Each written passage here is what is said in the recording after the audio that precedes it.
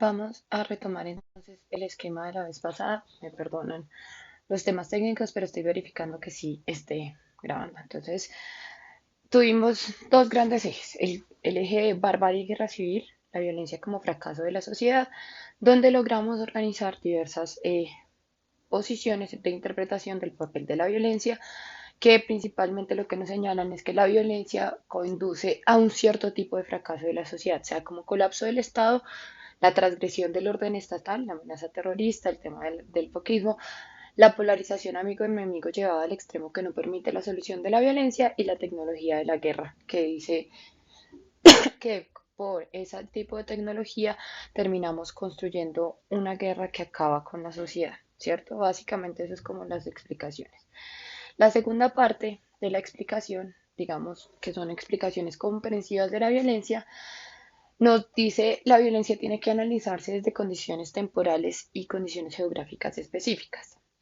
Para eso, entonces, hay varios autores desde los que, digamos, se pueden dar estas interpretaciones, pero primero quiero empezar con Múnera. Ustedes leyeron el texto de Leopoldo Múnera. Leopoldo Múnera es profesor de la Universidad Nacional y él retoma los conceptos de la violencia instrumental, mítica y divina desde Walter Benjamin para explicar la situación de Colombia y dice lo que pasa en el caso colombiano es que se construyen órdenes de la violencia. Los órdenes de la violencia son orientaciones que buscan en cierta medida y pues repitiendo construir un orden dado en los espacios geográficos apelando al uso de la violencia.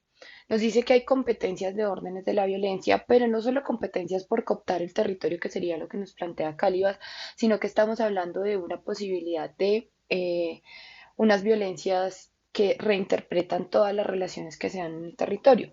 Por eso nos dice, no podemos analizar la violencia colombiana desde perspectivas únicas y desde una forma de entender de forma homogénea a los actores armados que hacen presencia en los distintos territorios.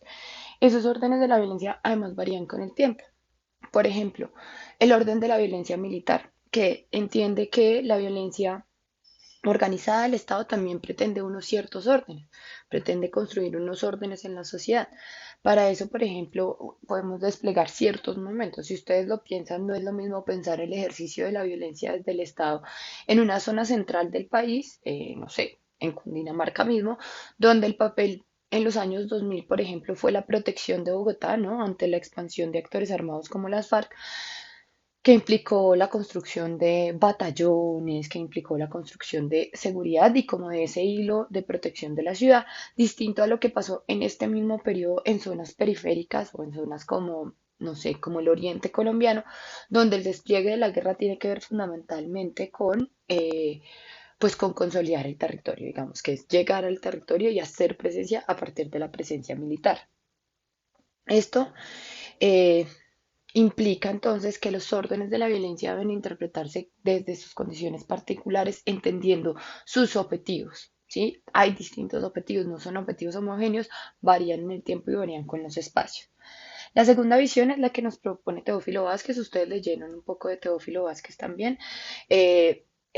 Digamos, Teófilo Vázquez hace parte del grupo del CINEP que trabaja todo el tema de estudios regionales, son de los que más han avanzado en el tema de estudios regionales y plantea que la violencia colombiana se puede explicar desde la existencia de dos pueblos enfrentados en una mezcla de factores objetivos y subjetivos que se representan en dos modelos de desarrollo rural opuestos. Entonces acá nos dice que la violencia tiene un referente alrededor del funcionamiento del mundo rural que tiene que ver con la competencia de modelos de desarrollo. Señala, son dos modelos de desarrollo. Uno sería el modelo de desarrollo campesino, eh, de pequeña propiedad, de diversificación productiva, mientras que el otro sería el modelo de el gran latifundio. Por un lado, digamos que en este segundo modelo confluyen dos tipos de submodelos, por decirlo de alguna razón. El modelo del latifundio ganadero, que es una de sus características es que realmente copta mucho espacio pero sin ser muy productivo. Digamos que hay estadísticas que señalan que más o menos una vaca pues tiene en promedio 2 hectáreas para su habitación. Los conflictos por la tierra alrededor del tema de ganadería son muy amplios, pero también confluiría el tema de de los cultivos tecnificados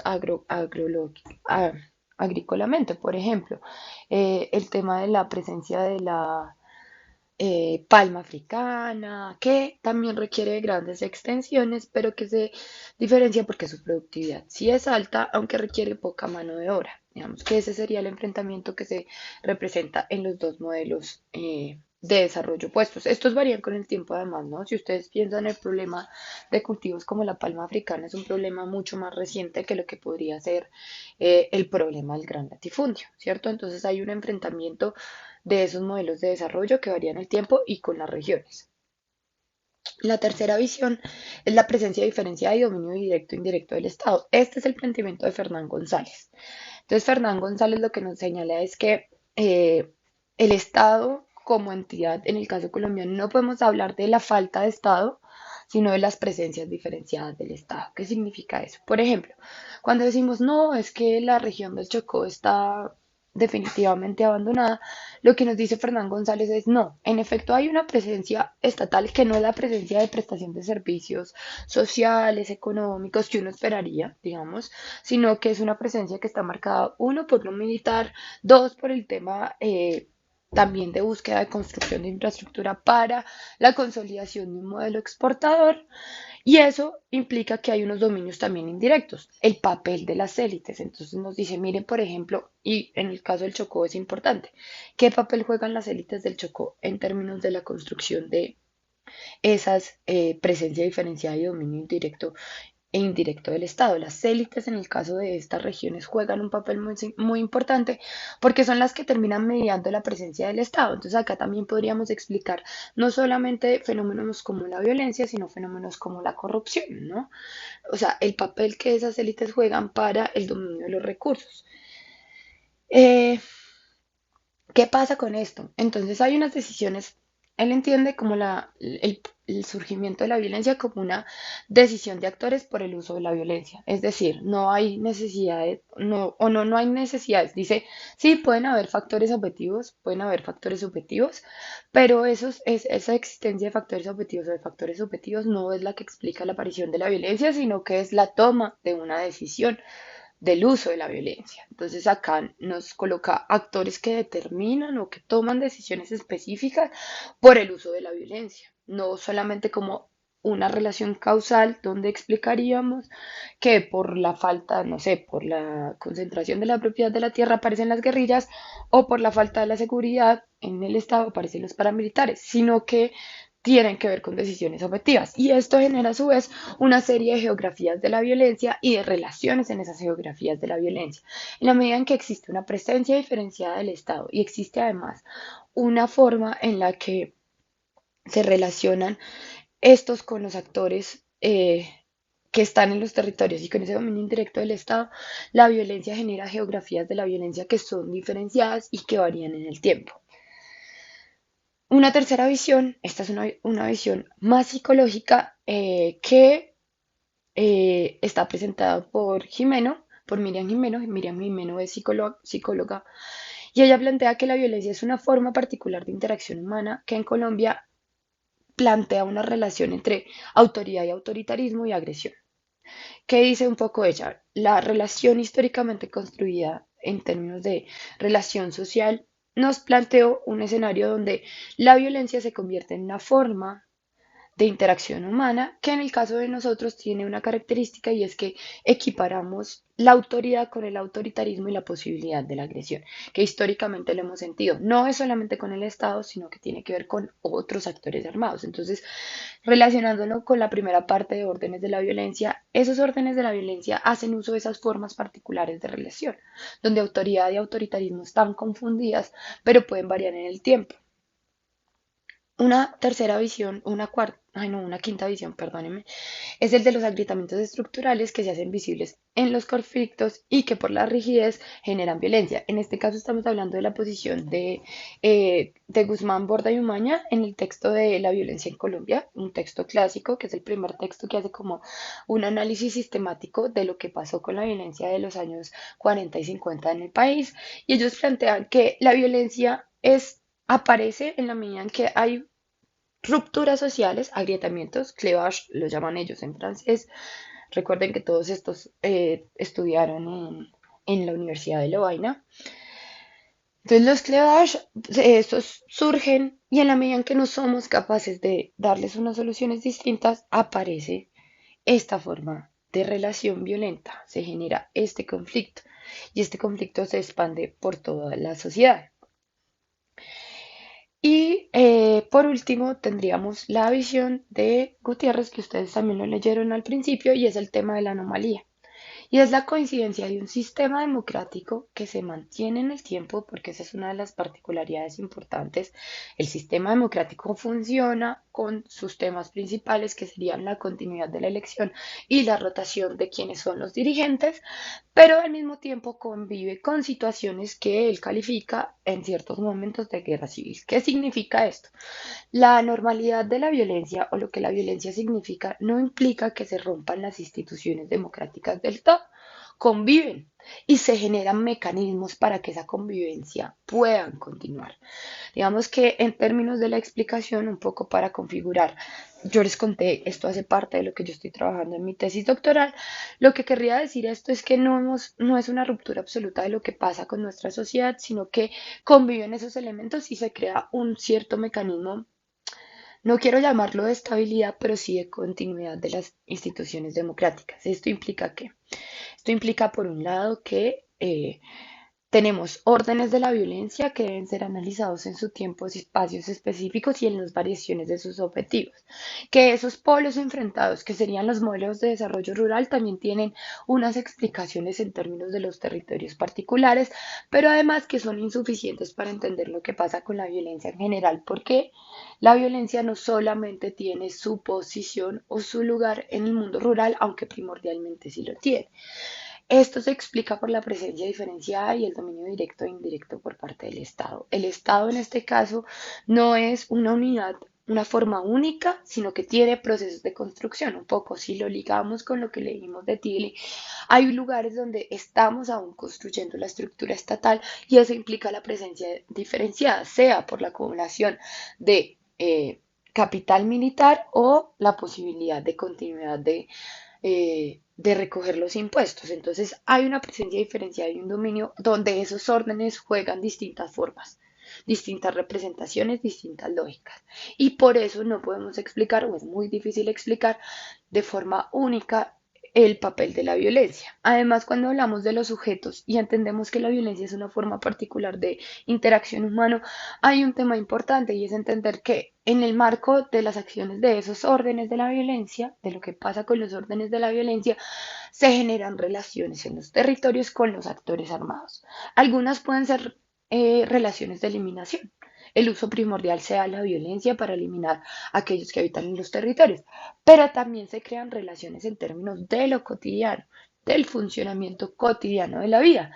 Y eso implica que entender el funcionamiento de la violencia también pasa por entender las formas que esas relaciones toman en los territorios con los diferentes actores. Un poco como para contarles lo que he venido encontrando con mi tesis en el caso del Catatumbo, con el ejército. Al principio, digamos, al principio del periodo de estudio, lo que uno puede captar es que hay mucha desconfianza por parte de la gente frente a los militares. ¿Y por qué? Pues porque los militares, digamos, hacían retenes, muchas veces decomisaban cosas como gasolina, que les servían a ellos además para la coca, obviamente, por todo el tema de erradicación forzada, pues que termina siendo un golpe a la economía familiar. Y lo que uno empieza a ver después de la firma del acuerdo y con la presencia del ejército permanente y como más calmada en la medida en que desaparece este actor armado que es la SARC, o por lo menos, digamos, hay un periodo de transición donde disminuye su posibilidad de acción, lo que encontramos es que la gente se siente confiada con la presencia de los militares. Sienten que los militares son un apoyo para su vida. Entonces eso implica que hay relaciones diferentes en lo cotidiano que tienen que ver con esas formas en que se despliegan los órdenes de la violencia, pero también en la que la gente lo recibe. Y acá es importante porque entonces no solamente somos víctimas. Sí, claro, hay victimización y en los tamaños inmensos, pero la experiencia de la violencia también crea relaciones específicas. Frente a los agrietamientos estructurales, entonces entender que el papel de la violencia eh, ha sido una de las formas de respuesta ante la incapacidad de nuestro sistema de político de gestionar ciertas problemáticas sociales, ciertas problemáticas económicas, ciertas problemáticas culturales, y eso ha implicado la aparición de esos conflictos, de esas expresiones conflictos, pero no es un eje de polarización sobre un único tema, no sería el amigo enemigo, sino que las polarizaciones son diversas y tienen diversas formas. Esos agrietamientos hay que entenderlos para entender la violencia. Y por último, el tema de la anomalía. Es clave entender que la tesis democrática convive con nuestro sistema político. Una de nuestras características es la continuidad del sistema político y el régimen político. La violencia, a pesar de su existencia y de su persistencia, que son dos elementos claves, no logra romper con la existencia del sistema político. Continuamos. Entonces, esa es otra pregunta que está ahí. ¿Cómo continúa la existencia de ese sistema político sin llegar a producirse el colapso total del que nos habla el eje anterior? Estas son las visiones y es una propuesta, digamos, conceptual y teórica para abordar el problema de la violencia que la entienda desde esas particularidades.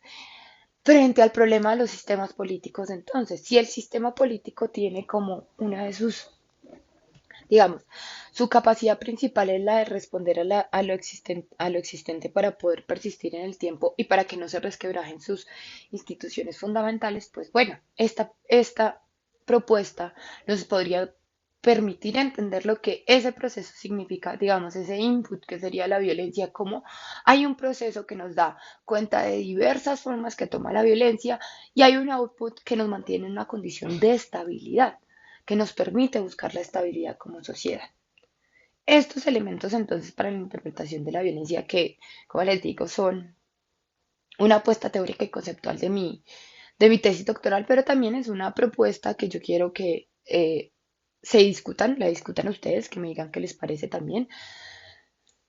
Me parece que es súper importante entender qué les parece a ustedes, es un poco poner a jugar esto, pero también decirles que nos pone en un escenario o la apuesta también, un poco el propósito que tiene esta propuesta es que tratemos de entender la violencia más allá del problema del colapso, que no nos entendamos como una sociedad fracasada, sino que entendamos qué significa la violencia, qué ha significado la violencia y ese proceso que ha sido un proceso transversal a la historia política de nuestra sociedad, cuáles son las consecuencias que tienen para nuestro sistema político.